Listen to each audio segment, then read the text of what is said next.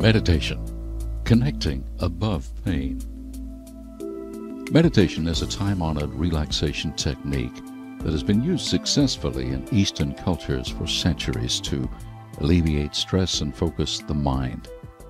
This technique has recently gained popularity in the United States as millions of people discover both the physical and mental health benefits of meditation, while realizing that it's not as difficult as it sounds. In trauma applications, meditation can help you rebuild the energy your negative emotions zap and learn to cope with the difficulties associated with trauma. Meditation is one of the easiest and most inexpensive forms of self-therapy. All you need is yourself and a quiet room. There are several variations of meditation you can perform.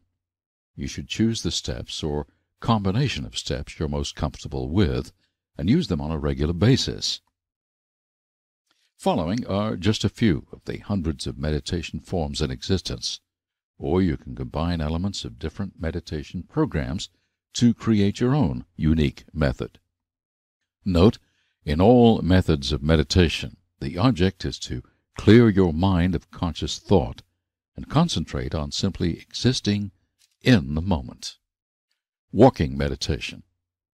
When you perform walking meditation, you can meditate and exercise at the same time. To meditate while walking, you simply concentrate on either the feeling of your foot meeting the earth with each step, or on your breathing, which should be relaxed and natural. Achieving concentration in order to block out thought takes practice, but the natural rhythm of walking provides an excellent starting point for the beginning meditation student. Standing meditation. Performing standing meditation is a good way to practice proper breathing, as a standing position is conducive to correct posture and fully open airways. To practice standing meditation, stand straight and comfortably with your feet pointing forward, approximately a shoulder length apart. Place your hands one above the other on your lower abdomen and concentrate on breathing. Take slow breaths and hold for about 4 seconds before releasing slowly. Proper meditation breathing is done through the nose, both in and out. Standing meditation can be performed with your eyes open or closed, according to your preference. Seated meditation. This is the most popular form of meditation. In a quiet room, be seated either in a comfortable chair with your feet flat on the floor, or on the floor in a cross-legged position, usually Indian or lotus. As with standing meditation, you can concentrate on breathing and slowly empty your mind of thought. Seated meditation is performed with relaxed, open eyes focused on a fixed point on the floor, approximately 3 feet in front of you. Many practitioners of seated meditation use external stimuli for concentration. See meditation with external stimulus. Reclined meditation. Reclined meditation is best performed just before you intend to go to sleep, as often you will find yourself falling asleep as you do it. This variant is the same as standing meditation, only lying down. The eyes are always closed with reclined meditation. This is a helpful technique for people who have trouble falling asleep. Meditation with external stimulus. If you cannot or would rather not focus on breathing, you might consider using an external stimulus to focus your thoughts for meditation. One traditional example of external stimuli is a mantra, a word or phrase that is repeated either aloud or silently through the meditation session. Some of the more popular meditation mantras are Buddhist or Indian in origin, such as Om or Aum. Om, no English translation. Om Mani Padme Om. Om Mani Padme Om. The Jewel of the Lotus, or Rama. Rama, a chant used by Gandhi. You can also create your own mantra with a meaning significant to you or your trauma. Other external stimulus used in meditation are candles or incense, instrumental music or recorded chants, fans or white noise machines, small fountains or recorded nature sounds such as waterfalls, bird calls, or whale songs. You can use whatever you'd like, as long as it is soothing and relaxing to you. Group therapy is more effective than most think. You may be surprised to learn that whatever type of trauma has affected your life, there is probably a support group of people who have been through the same thing and are willing to talk about it with you. Many kinds of trauma are difficult to discuss with anyone who hasn't had the same experience. Support groups are created with that truth in mind. If your trauma is a common one, such as alcohol abuse, there may be a live support group that meets regularly in your area that you can attend.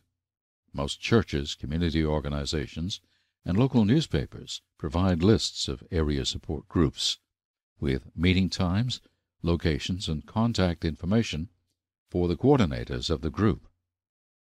If there are no live support groups in your area, you might consider forming one. You can find guidelines for forming support groups at your local library or online. Even if the support you're looking for is not so common, the Internet has allowed people all over the world to connect and unite who might otherwise never have known anyone else like them existed. There are communities, forums, and private chat groups online to cover just about every walk of life, from displaced homemakers to victims of sexual abuse to reformed ex-convicts. With careful research, you can find a supportive and friendly Internet community to share your trauma with and connect on a level that would otherwise prove difficult or even impossible for someone who hasn't experienced a similar event. Bad luck, the biggest myth of them all. Depend on the rabbit's foot if you will, but remember, it didn't work for the rabbit. A quote from R.E. Shea. Have you broken a mirror in the past 7 years? Any black cats crossed your path lately? In nearly every culture, in every part of the world, there are some things attributed to luck, the chance happening of good or bad events, also known as fortune or fate. Luck is used as the rationalization for any number of seemingly inexplicable circumstances. A gambler winning game after game at a casino table is said to be riding a lucky streak, though his winnings can likely be attributed to, at least in part, to skill. A homeless person is deemed down on his luck, though there is almost certainly a concrete, albeit unfortunate, circumstance behind his tragic state.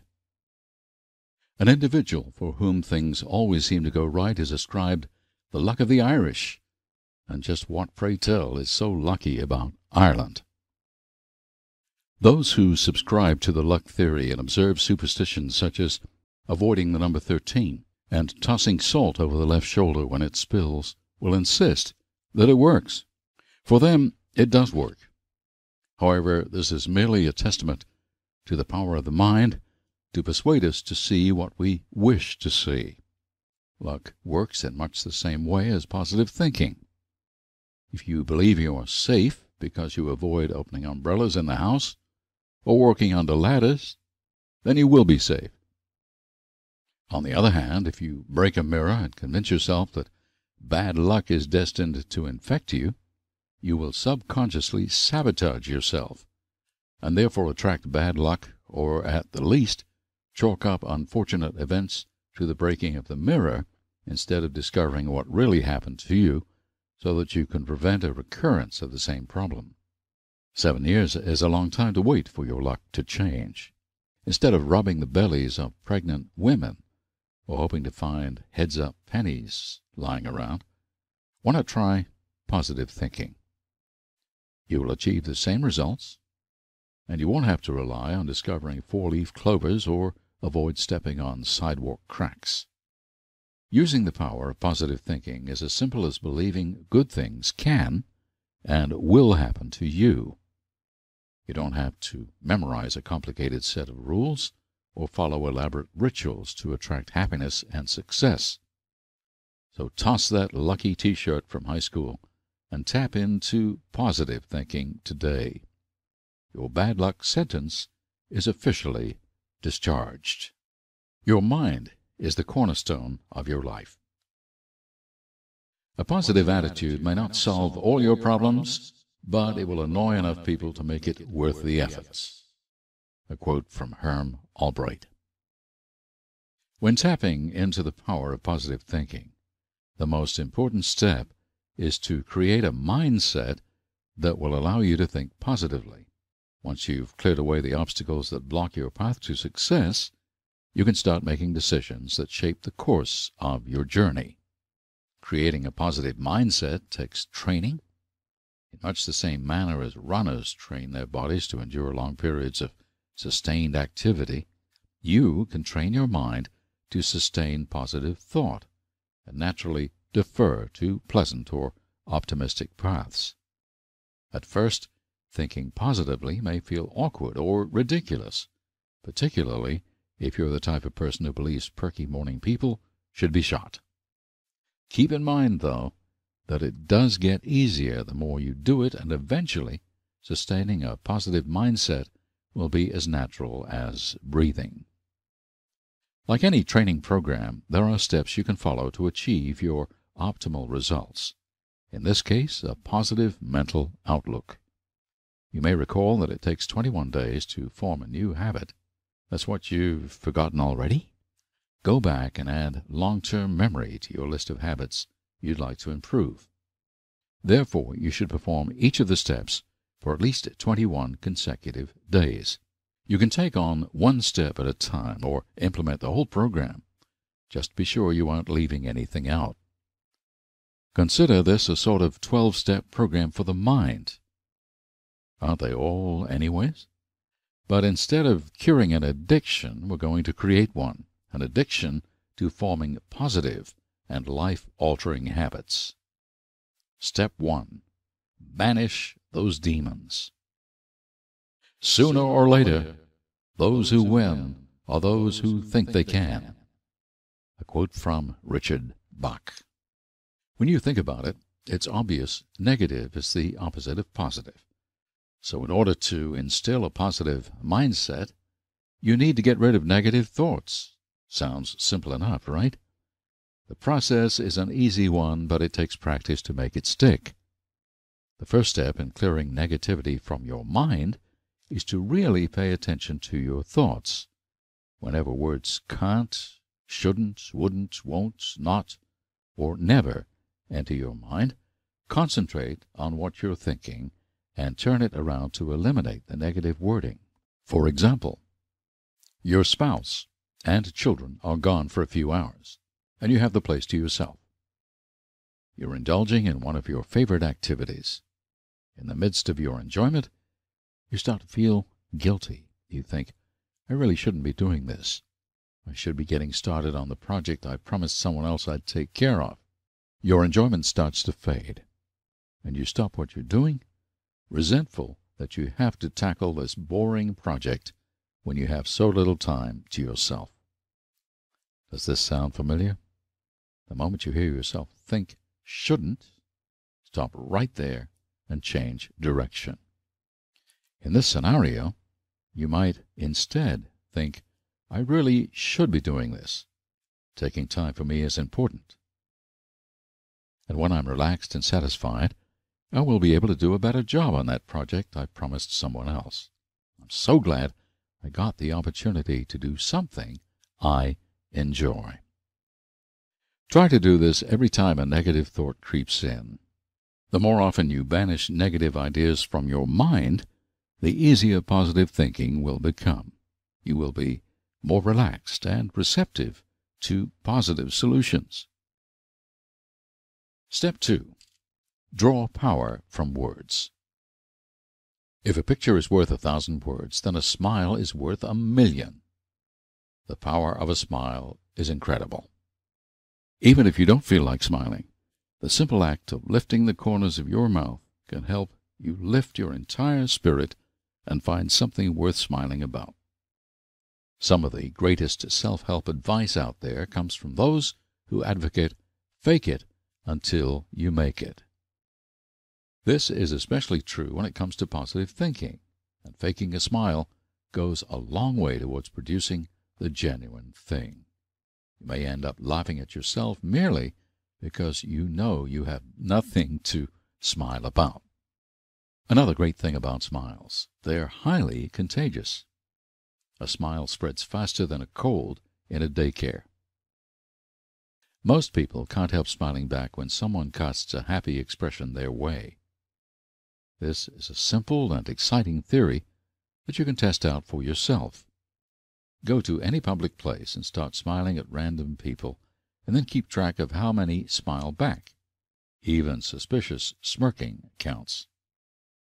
You'll likely find that 9 out of 10 of your targets return your joyful expression to some small degree, and you've probably just made their day a little brighter too. Learning to smile on demand is an important step in developing a permanently positive mindset. One good technique for summoning smiles is to choose a happy memory that never fails to fill you with good feelings.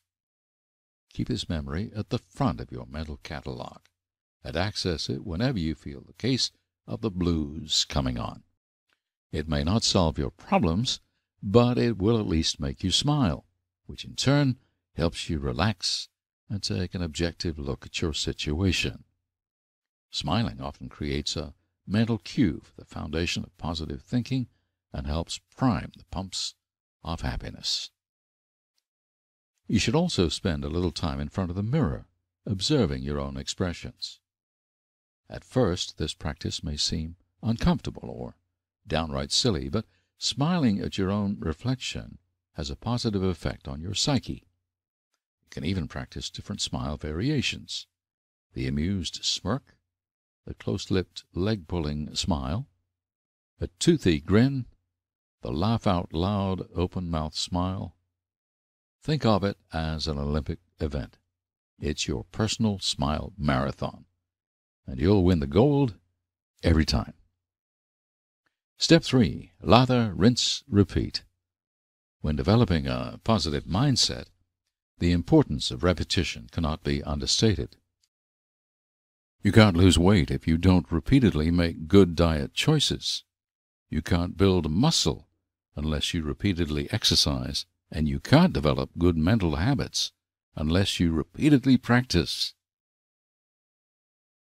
This is not to say you shouldn't worry about anything. Ignoring troubling events won't make them go away. It's important to face your problems while looking at them through a positive lens. So in a way, you shouldn't worry about things. You should simply take important events seriously without getting an ulcer over it. The positive mindset itself doesn't erase your troubles. It is simply a tool to allow you to find a solution without burning yourself out through stress and anxiety. You'll find it far easier to solve problems when you can step back and look at the situation in a positive light, and often the solution will present itself with little effort, simply because your mind is clear and open enough to notice it. The more you practice positive thinking, the more naturally it will come to you. You will find that frustrating everyday occurrences dwindle to minor nuisances and eventually cease to trouble you altogether. Keep practicing positive thought processes, and you will be well on your way to a low-stress, high-energy lifestyle that will allow you to accomplish anything you desire. Step 4. Reflect and reassess. As you come to the end of your daily positive thinking workout, look back and reflect on your progress. Was there anything that seemed easier to you? Were you able to find a faster solution to a problem that would have ordinarily eaten up a lot of time and worrying? Do you feel more relaxed and ready to try again tomorrow? Congratulate yourself over your victories. By reinforcing your accomplishments, you help to form the foundation of your new positive mindset and lay the groundwork for your success. Every positive thought brings you the one step closer to your ultimate goal. You will soon realize that you can do this, and you will have much greater enthusiasm as you proceed. Now that you've made some initial investments in your mental bank, you need to focus on nurturing them and expanding them, if only real-life monetary investments could be nurtured in such a way. In the next section, you will discover the fuel you need to power your mental motor into positive attitude territory. Step 5. Become a positive energy factory. Enthusiasm is comparable to the interest rate in the proverbial bank of your mind. The more enthusiasm, the better the interest, the more you make when you cash out. Possessing enthusiasm for all that you do is essential to the process of positive thinking. You could also consider it as a sort of octane boost for your brain. Enthusiasm is a special type of fuel that will get you further than you would have gone by normal means on your journey to success. You will discover that the more enthusiasm you generate, the more energy you'll have to put in. There are some things it will be easy to generate enthusiasm over, and others where you'll have to stretch yourself to find what will spark your enjoyment. For example, no one has trouble generating enthusiasm for spending an unexpected bonus from work or taking a night out. However, you may find it hard to get excited about washing dishes or filling out your income tax forms. But part of the magic of positive thinking is developing the ability to find the good things in any situation and use them to get through the difficult parts. Like developing a positive mindset, enthusiasm must be cultivated and sheltered from potentially damaging emotional storms.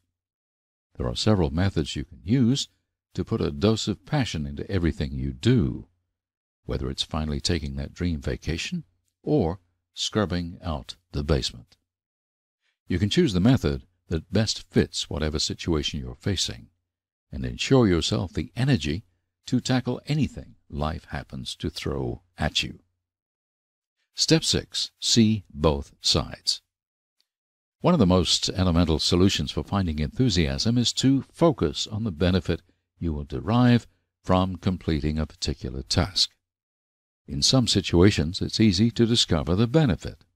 For instance, you may hate wrapping presents, but you know the person you're giving the present to will be overjoyed when presented with this lovely paper-wrapped gift, and so you derive happiness from envisioning the recipient opening the present. This is an especially useful tactic when you're still up at 2 a.m. on Christmas morning, trying to figure out how to wrap the bicycle you've just spent 3 hours putting together. Other circumstances will not have such obvious benefits. If you were to find yourself trying to change a flat tire on the side of the road in the middle of a snowstorm or a rainstorm, if you are fortunate enough to live in a snow-free climate, it would undoubtedly be difficult to find your silver lining. Under stressful circumstances, give yourself permission to think of the wildest benefit you can come up with. Perhaps you were on your way to a party you would rather not have gone to. In that case, your flat tire would give you the perfect excuse to turn around and go back home. There is some good in every situation, whether it's in the form of a benefit or a lesson to be learned. Lesson 1. Never drive with questionable tires through a snowstorm to a party you didn't want to attend in the first place. You can harness the power of positive thinking by finding that good and exploiting it, no matter how small or insignificant it may seem. Step 7. Find a friend. If you're having trouble summoning enthusiasm for a particular task, try to seek out someone who enjoys doing that sort of thing, and ask them to partner up with you. Like smiling, enthusiasm is contagious. If you spend some time observing another person's enthusiasm, some of it is bound to rub off on you. If you don't know anyone who might be enthusiastic about what you're trying to accomplish, try going online to look up articles or blogs, web logs, which are usually personal, regularly updated online journals pertaining to the subject. Sometimes merely reading about someone else's enthusiasm can help you find some aspect of the task to enjoy and get you through it with a minimal amount of stress and anxiety and dread. Be warned, it may be difficult to discover anyone who enjoys scrubbing toilets or emptying cat litter boxes. In these cases, you might be on your own. Step 8. Educate yourself. Muddling through a particular task or project can be daunting if you don't know what you're doing. If you're the type of person who never asks for directions or reads the instructions, you might be tempted to take on challenges in areas where your knowledge is limited.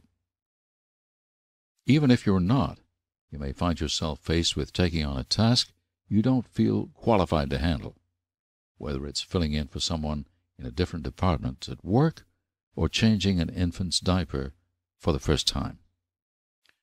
The more you know about what you're doing, the easier it will be to accomplish. This may seem self-explanatory, but many people don't realize that you can always find out more information. It only takes a few minutes to look up something on the internet, consult a reference book, or call up someone you know who has the experience with the issue you're facing. Gaining knowledge has other benefits as well. The more you know about a given subject, the better you will be able to focus on your goal and work toward it. You cannot reach your destination if you cannot find the path. Think of knowledge as an inside trader. As far as your mind is concerned, this isn't illegal or bad. It's a shortcut to getting the most out of your investment, and honestly, inside trading is more smart than bad, arguably. With the right set of tools, you can accomplish any task easily. Step 9. Dedicate yourself to the cause. Being committed to achieving your aim is essential to generating a sense of enthusiasm. Whether you want to have gleaming white teeth or flash your pearly whites at crowds of thousands as you accept your Academy Award, you should be completely committed to what you're trying to accomplish. One way to cement your personal commitment is to outline a step-by-step plan for reaching your goals. You can do this with any task, no matter how great or small, though you might save some time to generate a mental plan for things like washing the dinner dishes, as it might take you more time to write it all down than it would be to actually wash them. On a sheet of paper, or for a monumental task such as changing careers, at the beginning of a notebook, note your starting point where you are now. Leave yourself some space, and then jot down where you want to be and how long you plan on taking to get there. Then go back and break down the process of getting from point A to point B in detailed steps. This not only helps you to visualize reaching your goal, it also allows you to cross steps off as you complete them. Your enthusiasm will be sustained as you move further toward your goal. While you're writing things down, consider creating a contract with yourself to reach your objective. You can even ask a friend or family member to act as a witness, which will further solidify your intentions to follow through. Your contract can be a simple document stating your promise to yourself, or a detailed map of the things that you will do to help yourself reach your aims, with deadline dates for additional motivation and bursts of enthusiasm. Keep your contract posted visibly to remind yourself of your intentions. Every time you see it, you'll find yourself eager to achieve your goal and fulfill your contract. Step 10. Self-motivation. Ask any business owner. You'll find out the rewards are one of the most powerful motivations. People are more willing to work towards a goal when they know they will get something out of it at the end. Since your boss probably won't reward you for losing weight or remodeling your bathroom. You can plan to give yourself a reward when you meet a given goal. When selecting self-rewards, be sure to match them to your goals. This will not only ensure that you don't get tired of the same reward, but will also help you when you're planning the strategies you'll use to accomplish your aims. For example, if you'd like to spend less time watching television and more time outside or with your family, you can reward yourself with a trip to the theater to see a great movie. If you're planning to quit smoking, part of your strategy could be to set aside some of the money you'll save by not buying cigarettes and get yourself a new outfit or something you've had your eye on for a while but haven't been able to afford.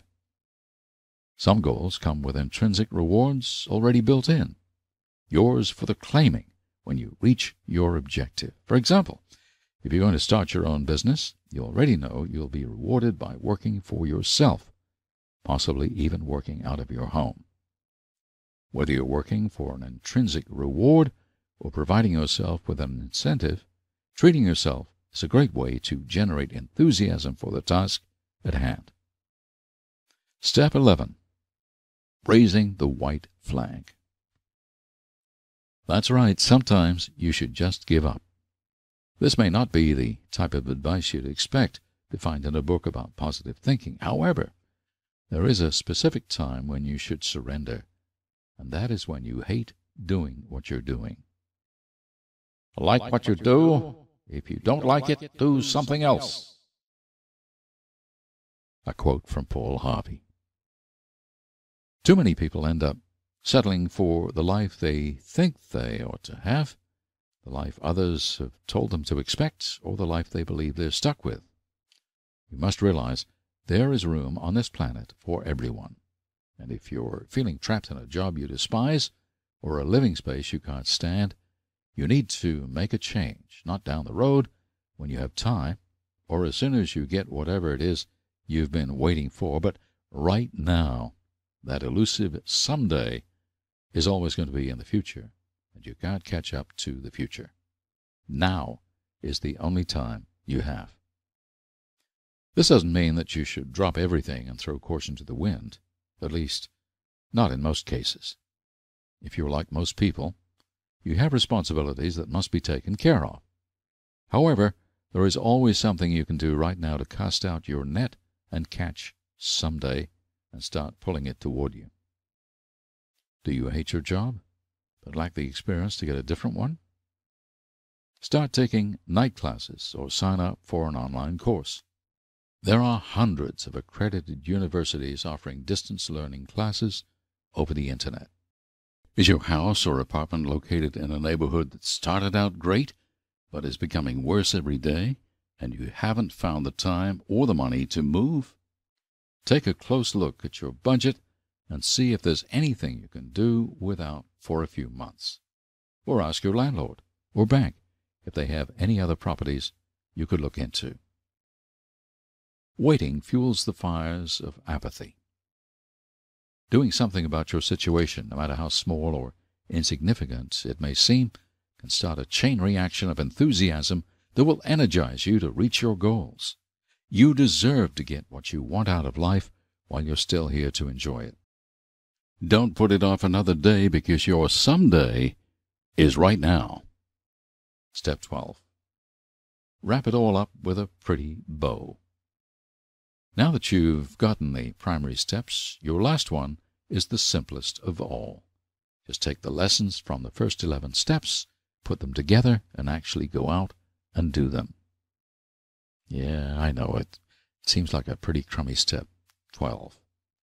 But the truth is that people are far more likely to let a book sit on the shelf and collect dust than to actually read it, and they're far more likely to merely read it than actually implement any of the tactics inside. Step 12 is go out and do it.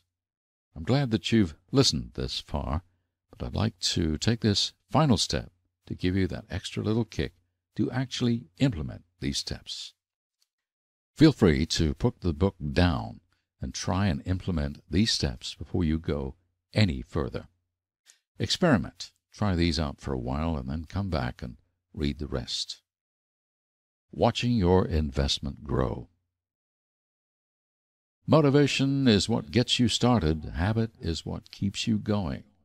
A quote from Jim Ryan.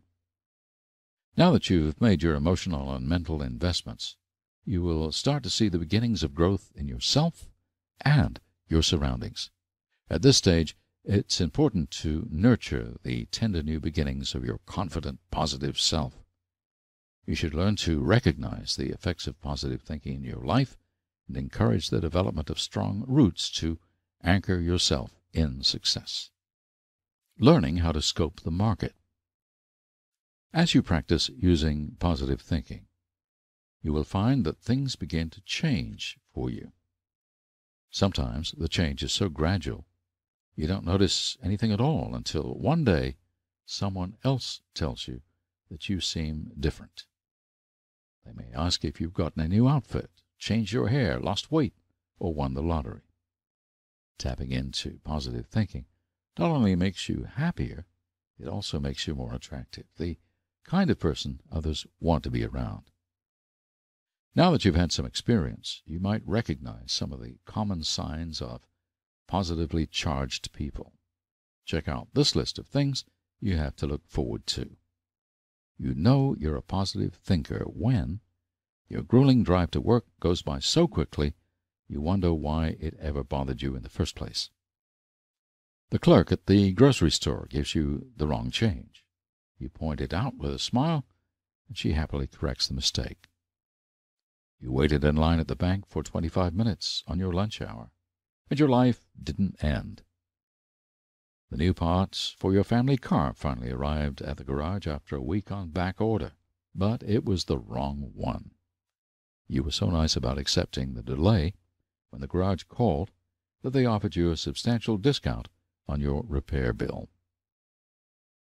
Every time you catch a glimpse of yourself in a mirror, you're smiling, and you don't think you look like a moron. You put the oven on too high and burned a dinner, then wound up having something even better than you'd planned. Suddenly, you have a lot more free time on your hands, and plenty of things to do with it, plus enough energy to do them. The last time you thought the word can't was in the phrase, "I can't believe all these great things are happening to me." Positive thinking has the power to change your life as long as you believe it does. As you continue to use positive thinking techniques, you will find you don't have to put as much effort into achieving what you want. Deadly, deadly doubt. Every path has its obstacles. Along the road to positive thinking, you will find only one, yourself. Human beings have a tendency to create conspiracies against themselves and impose the self-limiting beliefs that surround them on every aspect of their lives, whether these restrictive ideals result from environment, upbringing, or a combination of influential factors. You may not even recognize your own self-defeating actions. However, the power to access the benefits of positive thinking rests solely within yourself, and you are the only one that can stand in your way. Therefore, you must learn how to step aside and allow yourself to develop to your full potential. Following are some of the most common patterns of self-limiting behavior, along with steps that you can take to get out of your own way and blaze your personal path to happiness and success. You're not a psychic. Sorry, I don't mean to offend anyone reading this who does feel they possess psychic powers. But regardless of what you believe, you have no way of knowing whether or not you'll truly be able to put something off until tomorrow. Procrastination is the easiest thing in the world to perfect and one of the hardest habits to break. There will always be a good reason to put off whatever you want to accomplish, whether it's vacuuming the living room carpet or finally taking that European vacation you've been planning for years. When you realize that you're putting something off, one of the best things you can do is ask yourself why you don't want to do it. The reasons for procrastination are as varied as the people who practice it. The task is boring or repetitive. You're afraid you won't be able to handle it. The project is difficult or time-consuming. It is going to be an unpleasant experience. You dread the possible consequences of seeing the task through to completion. Once you know what is stopping you from moving ahead, you can determine your strategy for accomplishing your goal and get unstuck. How do you crush procrastination in its tracks? The remedies for moving past procrastination include just do it. Remember step 12 in our 12-step mental program. I knew you weren't listening, so I'm going to say it again.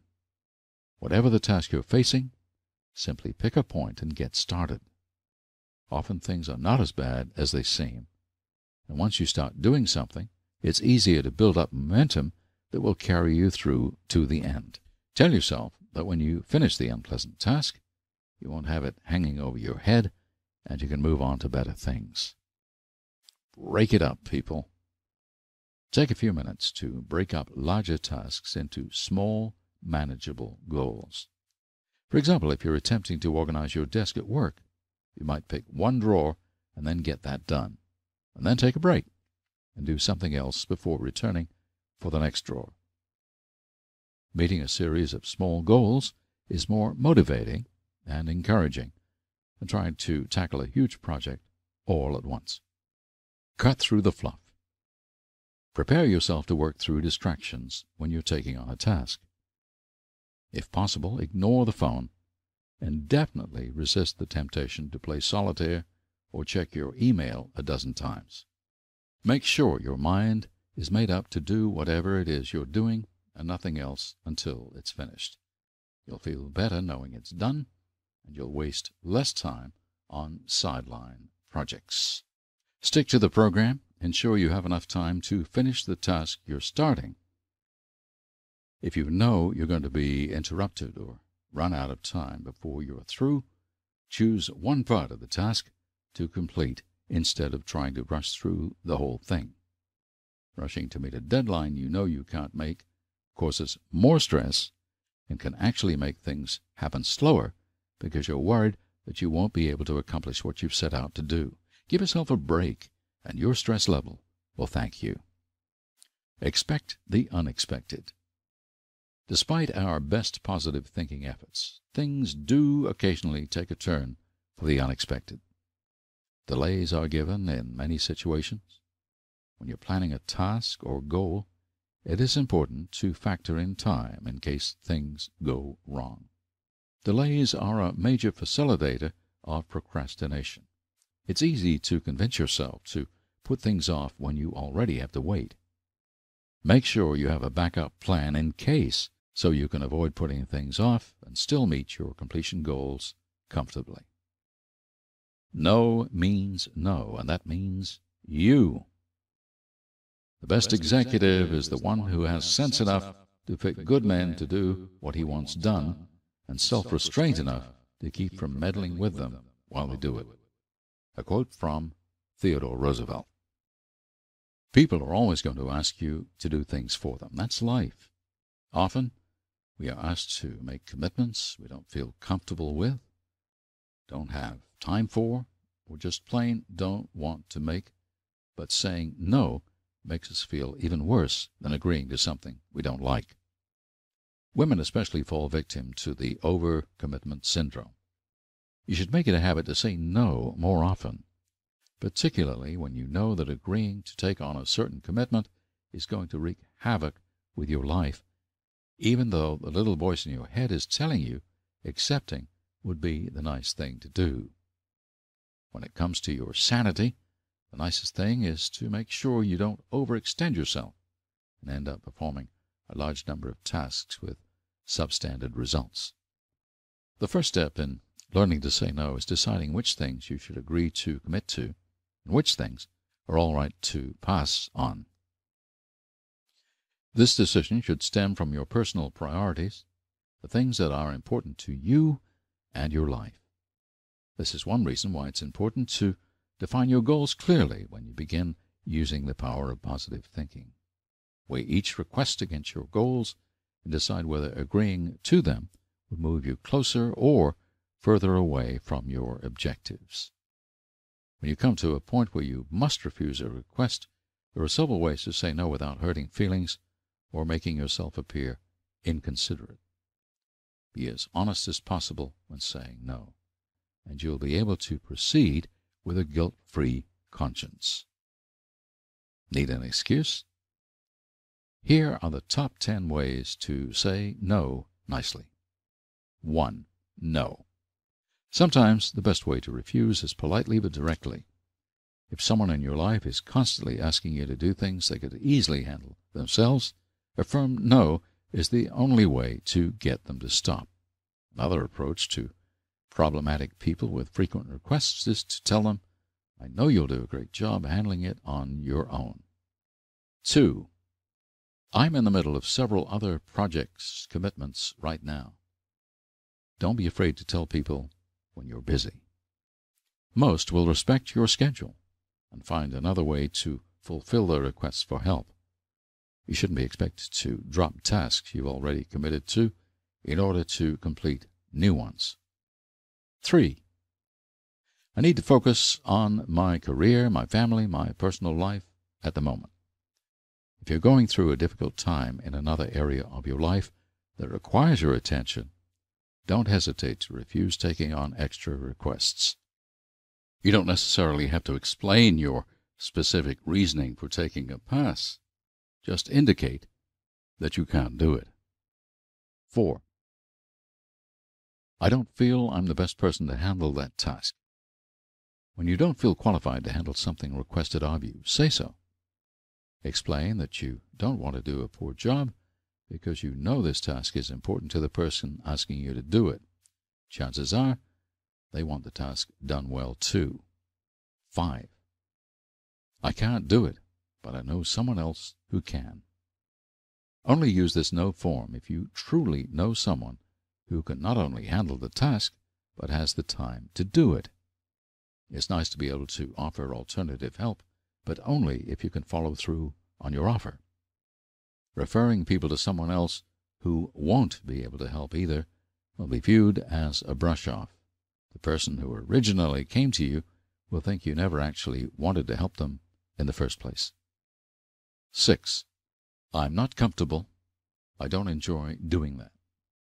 Stick to your guns. If you're asked to do something that seems wrong or a task you despise doing, don't agree to it and explain why. This way, you'll be able to avoid repeat requests for the same thing. 7. I can't help right now, but ask me later. Again, be honest with this statement. If you really want to help out, but just don't have the time when the request is made, let the person asking you know that you'd be happy to help out when you can. If possible, give them a specific availability, like tomorrow or next week, when you know you'll be free. If they need the task done before then, they will have to find someone else. 8. I have no experience with this type of task. This is similar to stating that you're not the best person for the job, but more significant, at least for you. When you take on a task for someone else, you shouldn't have to learn a whole new skill set just to complete one thing.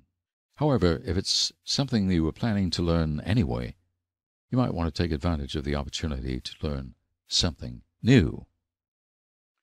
I know that you want to have this done, but I can't get away from another commitment right now. This is a polite way to acknowledge the needs of the other person while refusing to overburden yourself. This can also open the opportunity to handle the root issue of the request in a way that is convenient for both of you. 10. No, but if for whatever reason you can't commit to a request, you can offer an alternative that would be beneficial to the situation. Perhaps you're unable to perform the specific task requested, but there is another aspect of the project that you will be able to help out with. Again, this leaves your options open without making you seem callous or unconcerned with whomever is making a request of you. Practice saying no both at home and at work whenever you're asked to take on more than you know you can handle. Overextending yourself can be a hard habit to break, but it is an essential step in getting out of your own way so you can accomplish your life's goals. You deserve time for yourself, and you must be responsible for ensuring your personal needs are met. You're the president of this bank. You make the approvals. In the bank of your mind, you are the CEO, and the only person whose approval you need for anything is your own. Everyone wants approval and acceptance from those we care about.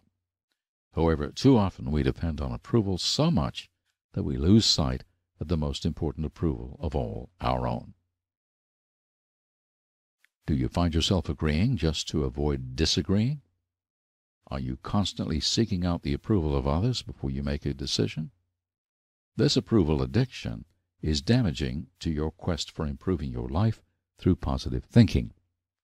By feeding your approval habit, you become less reliant on your own thoughts and feelings, and therefore less in tune with your goals and what is truly best for you. Although it's nice to have the support of other people, the only person that you can make happy 100% of the time is you. How can you kick the approval habit and stop worrying about what other people think of your actions? Here are several action plans that you can follow in order to make sure your people-pleasing prowess is used only where you want it to be, not as a crutch for social acceptance. Develop a moral code. In order to avoid seeking approval for approval's sake, you have to know your own beliefs and standards. Being aware of what you believe in will help you voice your opinions and choose the right path for yourself, even when others don't agree. Developing a healthy moral code is an important part of the process of positive thinking. Writing down your moral code can help to cement your ideals and beliefs and serve as a guide for your decision-making process. Think about the issues that are important to you. Do you believe family values come before everything else? Is your career important to you? Where do you stand on politics? Would you rather be vocal in your beliefs or try to make a difference in the background through voting? Your moral code should govern your actions in every situation, and you should never violate your beliefs simply to gain approval from someone else. Standing up for what you believe in can be an integral part of taking control of yourself and your life. When you stop seeking approval or validation for all of your thoughts and ideas, you become a stronger person, and the people who truly care about you will respect and admire you for it rather than turning away. Be informed and develop your own moral code, and then stick to it. You'll be surprised at how much better you feel about yourself, and you won't need anyone else to second your opinion.